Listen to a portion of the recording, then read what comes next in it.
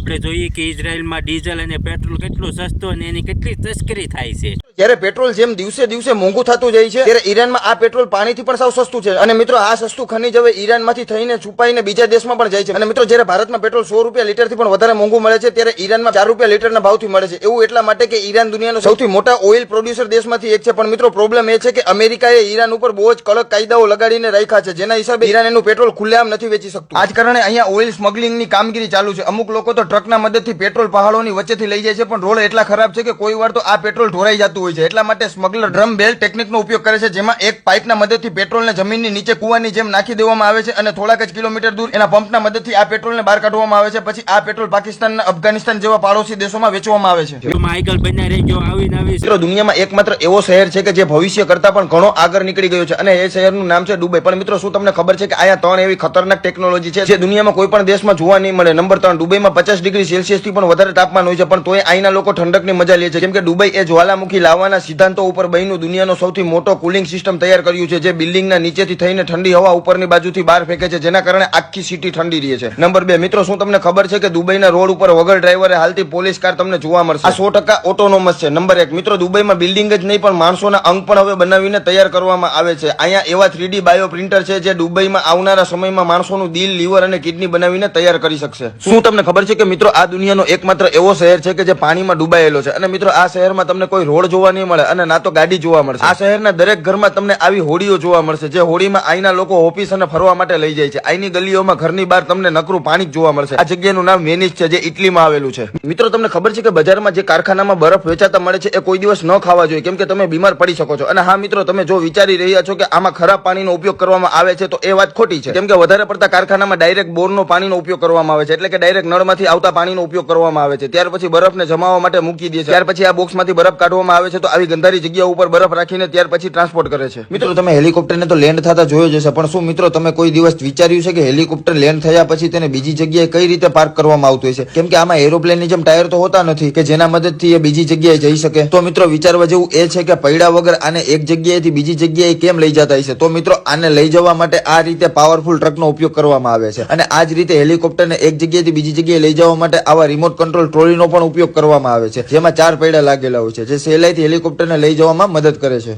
મિત્રો શું તમે જાણો છો કે કોઈ પણ ટનલને ખોદતા સમયે એની માટી બહાર કેમ કાઢતા હશે? કેમ કે ટનલ ખોદતા સમયે થોડા દૂર સુધી તો માટી બહાર કાઢી શકીએ છીએ, પણ બહુ ઊંડાઈ પછી માટીને બહાર કાઢવી એ બહુ જ અઘરું કામ થઈ જતું હોય છે. તો મિત્રો એક નાની ટનલમાંથી માટીને બહાર કાઢવા માટે એક રિમોટ કંટ્રોલ ટ્રોલીનો ઉપયોગ કરવામાં આવે છે, જે ટ્રોલી માટીને સહેલાઈથી બહાર કાઢી લે છે. અને મિત્રો જાપાન જેવા એડવાન્સ દેશોમાં ટ્રોલીનું નહીં પણ આવા જેસીબી નો ઉપયોગ કરવામાં આવે છે, જે જેસીબી મશીન એક ધારું માટીને બહાર કાઢતી રહે છે. આ વિડીયો સારો લાગ્યો હોય તો શેર કરજો, કમેન્ટ કરજો અને ફોલો કરવાનું ભૂલતા નહીં મિત્રો આવા નવા વિડીયો જોવામાં.